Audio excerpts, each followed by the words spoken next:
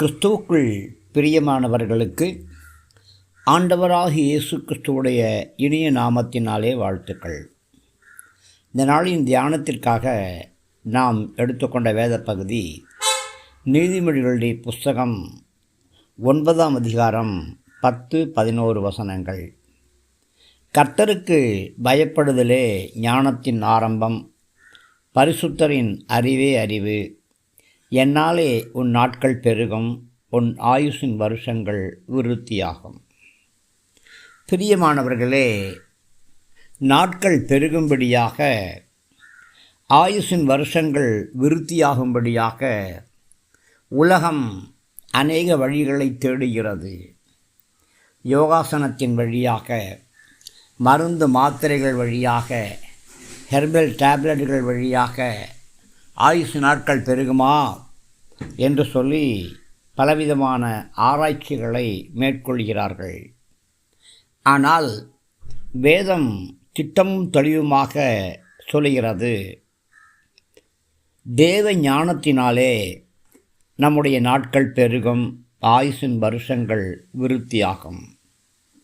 ஜாதகமோ ஜோசியமோ குறி சொல்லுதலோ நாடி ஜோசியமோ பிரதோஷமோ உங்களுடைய ஆயுசின் நாட்களை கணிக்க முடியாது. உங்களுடைய ஆயுசு நாட்கள் யாராலே பெருகும்? கர்த்தராலே, கர்த்தருடைய ஞானத்தினாலே பெருகும். ஞானம் என்று சொல்லும் பொழுது 2 விதமான ஞானங்கள் இருக்கிறது. ஒன்று உலக ஞானம், 2 தேவ ஞானம். தவறு. முதலாவது தேவ ஞானம், அடுத்தது உலக ஞானம். உலக ஞானம் எதையெல்லாம் பரிகசிக்கிறதோ அதெல்லாம் தேவ ஞானத்திற்குள் கடந்து வருகிறது. உலக ஞானம் பைத்தியம் என்று சொல்லக்கூடிய காரியங்களிலே தேவ ஞானம் முடிசூட்டக்கூடியதாகவே இருக்கிறது. ஞானத்தை கற்றுக்கொள்ளக்கூடியவர்கள் அந்த ஞானம் எங்கு இருக்கிறது என்பதை அறிந்து கொள்ள வேண்டும். ஆய கலைகள் 64 கற்றால் ஞானம் கிடைக்குமா என்றால் கிடைக்கவே கிடைக்காது. இல்லறத்தை வெறுத்து துறவறம் நாடி ஞானத்தை தேடி போக முடியுமா என்றால் போக முடியாது. அப்படியானால் ஞானம் எங்கு கிடைக்கும்? தேவனுடைய பாதத்தில் அமரக்கூடிய பிள்ளைகள் மாத்திரமே மெய் ஞானத்தை பெற்றுக்கொள்ளுவார்கள். கர்த்தருக்கு பயப்படுவது மாத்திரம்தான் ஞானத்தின் ஆரம்பம். கர்த்தருக்கு பயப்படுவது என்றால் என்ன? அவர் கைகளில் ஆயுதங்களை வைத்து எனக்கு பயப்படாவிட்டால் உன்னை கொன்று விடுவேன் என்று மிரட்டுகிறாரா? இல்லை.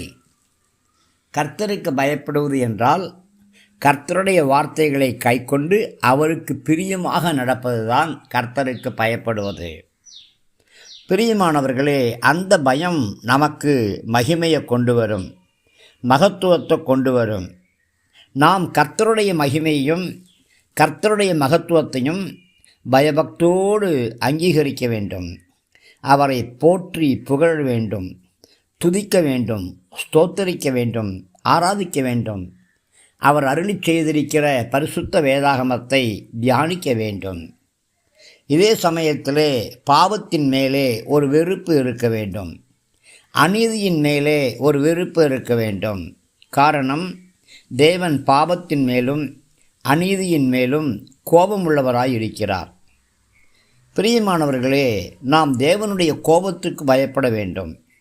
கர்த்தருக்கு பயப்படாதபடியாக நம்முடைய ஆவிக்குரிய வாழ்க்கையிலே ஒரு வளர்ச்சி கிடைக்கவே கிடைக்காது. மூல எபிரேய பாஷையிலே பரிசுத்தர் என்பதற்கு பரிசுத்தமான காரியங்கள் என்று சொல்லக்கூடிய ஒரு அர்த்தமும் வருகிறது. நாம் தேவனுடைய பரிசுத்தமான காரியங்களை அறிந்து கொள்ள வேண்டும். அதுதான் மெய்யான அறிவு, அதுதான் மெய்யான ஞானம். நாம் கர்த்தருக்குள் பரிசுத்தமாவதற்கு பரிசுத்த காரியங்களை பற்றின அறிவு நமக்கு பேர் உதவியாக இருக்கும். நாம் தேவ ஞானத்தை பெற்றுக்கொள்ளும் பொழுது அதனாலே நமக்கு அநேக நன்மைகள் உண்டாகும். நம்முடைய நாட்கள் பெருகும், நம்முடைய ஆயுசின் வருஷங்கள் விருத்தியாகும். நம்முடைய ஜீவிய காலமெல்லாம் நாம் சரீர ஆரோக்கியத்தோடு வாழ்வோம். மாத்திரமல்ல, ஞானம் நம்மை பரலோகத்துக்கும் வழிநடத்தி செல்லும்.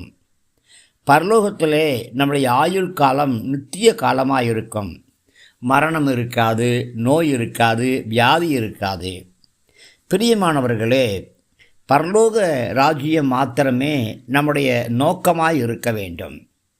எண்ணத்தை உண்போம், எண்ணத்தை உடுப்போம், எண்ணத்தை புசிப்போம் என்று சொல்லி நம்முடைய சரீரத்துக்காக, நம்முடைய ஜீவனுக்காக கவலைப்பட வேண்டிய அவசியம் இல்லை. கண்டிப்பாக இது நமக்கு தேவை என்று ஆண்டவராகிய கர்த்தர் அறிந்திருக்கிறார். முதலாவது தேவனுடைய ராஜ்யத்தையும் நீதியும் நாம் தேடும் பொழுது உலகப் பிரகாரமான காரியங்கள் எல்லாம் ஆண்டவராலே நமக்கு அருளப்படும். ஆகாயத்து பறவைகளை போஷிக்கிற கர்த்தர் நம்மை போஷிக்காமல் இருப்பாரா? காட்டு புஷ்பங்களை உடுத்துவிக்கக்கூடிய ஆண்டவர் நம்மை உடுத்துவிக்காமல் இருப்பாரா? அதனால் ஆகாரத்தை குறித்தும் வஸ்திரங்களை குறித்தும் வசதி வாய்ப்புகளை குறித்தும் நாம் கவலைப்பட்டால் அது உலக ஞானத்துக்கு நேராகவே நடத்தும். ஆனால் பரலோக ராஜ்யத்தை குறித்தும் தேவனுடைய நீதியை குறித்தும் நாம் கவலைப்படுவோமானால் அது தேவ ஞானத்திற்கு நேராக நம்மை நடத்தும். பிரியமானவர்களே, பரலோகத்திலே நம்முடைய ஆயுசு காலம் நித்திய காலமாக இருக்கும். நாம் அங்கே நித்திய ஜீவனை அனுபவிப்போம். நித்திய ஜீவன் என்றால் என்ன? முடிவே இல்லாத ஒரு வாழ்க்கை, மரணமே இல்லாத ஒரு வாழ்க்கை. மரணமே உன் கூர் எங்கே, பாதாளமே என் ஜெயமே என்று எங்கே என்று தைரியமாய் கேட்கக்கூடிய வாழ்க்கை. ஆம், கல்வாரி சிலுவையிலே ஆண்டவராகிய கர்த்தர் மரணத்தை ஜெயித்தார். ஜீவ காலமெல்லாம் மரண பயத்திலே கட்டப்பட்ட நம்மை விடுதலையாக்கும்படி ஆண்டவராகிய கர்த்தர் மரணத்தை ருசி பார்த்து உயிரோடு எழுந்து ஸ்தலத்தை நமக்கு ஆயத்தம் பண்ணி கொண்டிருக்கிறார். ஆம், ஞானத்தின் புத்திமதிகளும் ஆலோசனைகளும் நம்முடைய செவி கண்டிப்பாக சாய்க்க வேண்டும்.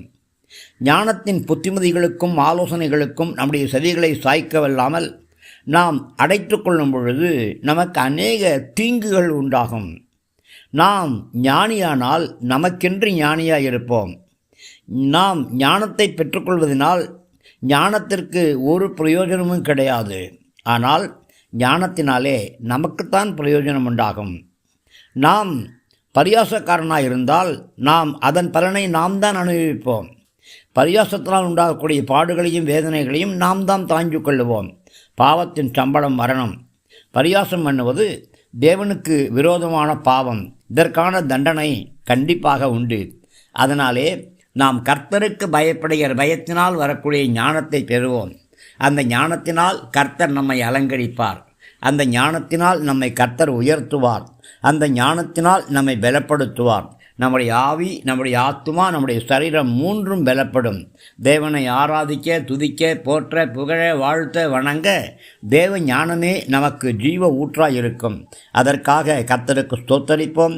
தேவ ஞானத்தினாலே நம்முடைய நாட்கள் பெருகட்டும். தேவ ஞானத்தினாலே நம்முடைய ஆயுசின் வருஷங்கள் விருத்தியாகட்டும். கர்த்தர் நம்மை ஆசீர்வதிப்பாராக. ஆமேன், ஆமேன்.